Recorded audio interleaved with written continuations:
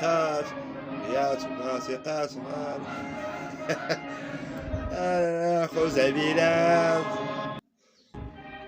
تخربيق حامقات لا لا لا لا لا.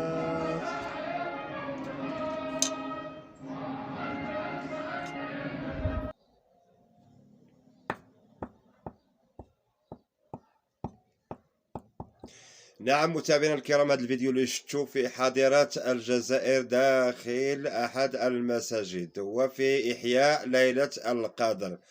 إحياء ليلة القدر، اسمعوا مزيان، داخل أحد المساجد، ماشي داروا إحياء ليلة القدر بقراءة القرآن بتسبيح لله عز وجل بذكر الله عز وجل، لا، داروا إحياء ليلة القدر بالنشيد الوطني الجزائري.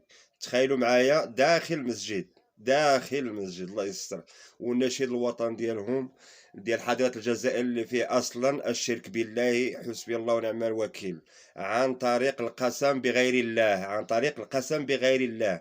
راكم عارفين النشيد الوطني الجزائري قسما ديك الخزعبلات هنا، لكن باش غادي يطلقوا النشيد الوطني ديالهم داخل المسجد وفي ليلة إحياء ليلة القدر، راه كارثة عظمى. واش هاد الناس ما عندهمش العقل؟ ما كيفكروش؟ واش هاد الناس ما كيعرفوش الابجديه ديال الاسلام؟ واش هاد الناس ما فهمناش؟ والفقيه داخل معاهم، الامام داخل معاهم، والناس كيبانوا زعما بعقلهم وبالعمامه وبالجلالب، ودخلين النشيد الوطني ديال حضره الجزائري داخل المسجد قسما وفي إحياء ليلة القدر. مصيبة كحلة وكارثة، ومازال هذا الشيء غادي هذا الشيء اللي باين لنا متابعينا الكرام، أما ما خفي فهو أعظم.